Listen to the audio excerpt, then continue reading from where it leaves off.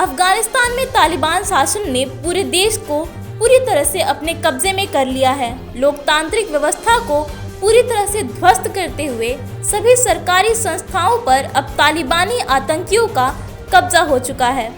वर्तमान में मुस्लिम आबादी वाला ये देश एक समय हिंदू संस्कृति और रीतियों को मानता था।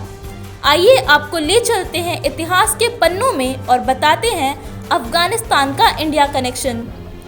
ऐसा माना जाता है कि अफगानिस्तान से भारत का संबंध एक दशक या सैकड़ा पुराना नहीं बल्कि हजारों साल पुराना है। जी हाँ, अफगानिस्तान का भारत से 5000 साल पुराना नाता है।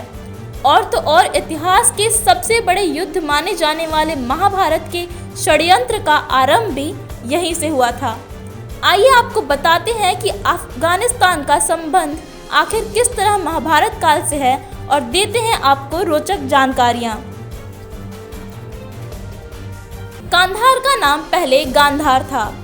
कालांतर में यह गांधार से कैसे कांधार बन गया, इस बारे में काफी कुछ वेद व्यास जी के महाकाव्य महाभारत में बताया गया है। करीब 5500 साल पहले राजा सुबल गांधार पर राज करते थे। उनकी पुत्री का नाम गांधारी था। गांधारी का विवाह हस्तिनापुर के राजकुमार धृतराष्ट्र के साथ हुआ था। गांधारी के एक भाई का नाम शकुनी था। पिता की मृत्यु के बाद गांधार का सारा राजपाट शकुनी के हाथ में आ गया। भीष्म ने राजा सुबल के पूरे परिवार को नष्ट कर दिया था, तो उसका बदला लेने के लिए शकुनी ने कौरवों और पांडवों को आपस में लड़वाकर पूरे हस्तिनापुर का नाश करने की साजिश रची। अपने 100 पुत्रों को खोने के बाद गांधारी ने क्रोध की अग्नि में जलते हुए शकुनी को ये शाप दिया था कि मेरे 100 पुत्रों को मारने वाले गांधार नरेश, तुम्हारे राज्य में कभी शांति नहीं रहेगी। अब जब तालिबान ने फिर से अफगानिस्तान को अपने कब्जे में ले लिया है, तो गांधारी के उस शाप को लेकर एक बार फिर से चर्चाएं शुरू हो गई हैं। ऐसा माना जा रहा है कि गांधारी के शाप के दंश से गांधार आज तक उबर नहीं पाया है।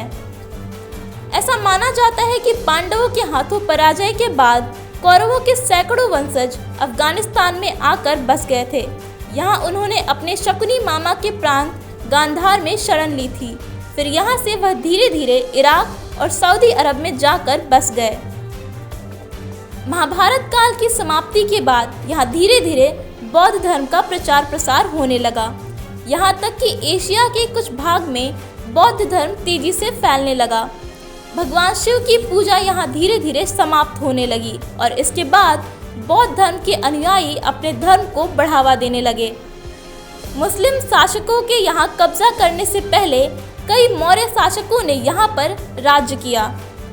उसके बाद 11वीं शताब्दी में यहाँ महमूद गजनवी ने यहाँ अपनी सत्ता स्थापित कर ली और इस तरह गांधार बन गया कांधार, जो कि अब यहाँ कांधार नामक एक शहर के रूप में जाना जाता है। ऐतिहासिक साक्ष्य बताते हैं कि उस वक्त गांधार राज्य में वर्तमान के उत्तरी पाकिस्तान का भी कुछ हिस्सा शामिल था। गांधार शब्द का उल्लेख ऋग्वेद के अलावा उत्तर रामायण और महाभारत में भी मिलता है। गांधार शब्द का अर्थ है गंध और गांधार का मतलब सुगंधित जमीन। इस नाम के पीछे वजह यह है कि यहाँ केसर की खेती की जाती है। पौराणिक मान्यताओं के अनुसार भगवान शिव का एक नाम गांधार है। शिव सहस्त्र नाम में इस बात का उल्लेख किया गया है। ऐसा माना जाता है कि यहाँ सबसे पहले भगवान शिव के भक्तों का वास हुआ करता था। प्राचीन काल में उत्तर पश्चिमी पंजाब का कुछ हिस्सा भी गांधार में मिला हुआ था।